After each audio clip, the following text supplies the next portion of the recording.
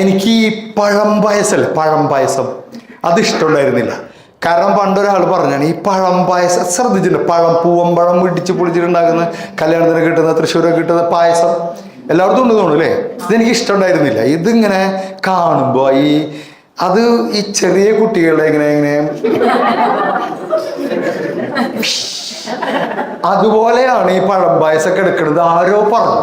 പിന്നെ ഇത് കണ്ടുകഴിഞ്ഞ് എനിക്ക് ആ ഓർമ്മയുണ്ടാവുള്ളൂ. അപ്പൊ എനിക്ക് ആ പഴം പായസം ഇഷ്ടമല്ല. അങ്ങനെ ഒരിക്കൽ ഞാൻ രുക്മിണി റീജൻസി ഗുരുവായൂർ അവിടെ ഒരു കല്യാണത്തിന് പോയപ്പോൾ സ്വാമിയാണ് വെക്കുന്നത്. സ്വാമിയുടെ പഴം പായസം ഭയങ്കര ഫേമസ്. അപ്പോൾ എല്ലാവരും കഴിച്ച് ലാസ്റ്റ് ഇങ്ങനെ ഞങ്ങൾ ഇങ്ങനെ ഇരിക്കുന്നത്. അപ്പോൾ ഇലയിൽ ഇങ്ങനെ സ്വാമി ഇങ്ങനെ വന്നിട്ട് ഇങ്ങനെ പഴം പായസം എന്ന് പറഞ്ഞു. ഞാൻ പറഞ്ഞു വേണ്ട. എനിക്ക് ശരിക്കാണ് ഇങ്ങനെ ബക്കറ്റിൽ ഇങ്ങനെ കോരി തരുന്നത്. എനിക്ക് അതാണ് ഓർമ്മ വരുന്നത്, ടാങ്ക് ചെയ്ത് കോരി തരുന്നത്. അയ്യേ. അപ്പൊ ഇയാളിങ്ങനെ ഞാൻ പറഞ്ഞു വേണ്ട, എനിക്കത് ഇഷ്ടമല്ല, വൃത്തികെട്ട പായസം എന്ന് ഞാൻ പറഞ്ഞു. കാരണം എൻ്റെ മനസ്സിൽ കിടക്കുന്നതാ. അപ്പൊ അയാൾ അതെന്താ അങ്ങനെ പറയുന്നത്, താൻ കഴിക്കും. പിന്നെ അവിടെ സീനായി. അയാൾക്കൊരു അഭിമാന പ്രശ്നം, ദേഷ്യമൊന്നുമില്ല. അയാളുടെ പായസം വൃത്തിയായിട്ടെന്ന് പറഞ്ഞു. അപ്പൊ അയാൾ കഴിക്കൂ, ഞാൻ പറഞ്ഞു വേണ്ട. അല്ലാതെ കഴിക്കും. അപ്പൊ അടുത്തുള്ളവർ കഴിച്ചു നോക്കൂ, ഞാൻ പറഞ്ഞു വേണ്ട. അപ്പൊ അയാൾ പറഞ്ഞു ഞാനിപ്പോൾ ഒഴിക്കും, ചൂടുള്ള. ഞാൻ ഇലയുടെ മുകളിൽ കൈ ഇങ്ങനെ വെച്ച് വെക്കും. അങ്ങനെ അയാളണ്ട് ഒഴിച്ചു. ഞാൻ കൈ എടുത്തു, അവിടെ വെച്ചു, അവിടെ ഒഴിച്ചു.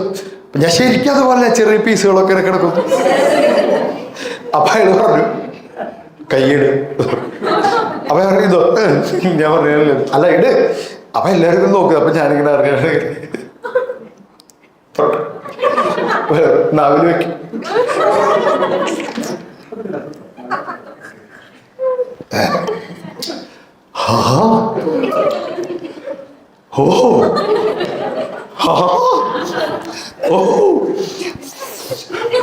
ഇപ്പൊ എനിക്ക് പഴം പായസം ഇഷ്ടമാണ്.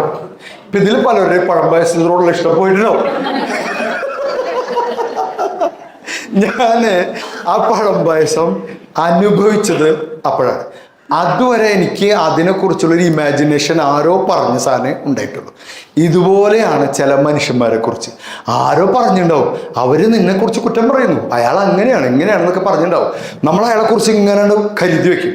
പക്ഷെ അയാളെ നമ്മൾ അനുഭവിക്കൂലേ, അടുത്തറിഞ്ഞ് വർത്തമാനം പറഞ്ഞ് യാത്ര ചെയ്ത് അനുഭവിക്കുമ്പോൾ നമുക്ക് മനസ്സിലാവും അങ്ങനെയൊന്നും അല്ല മനുഷ്യൻ.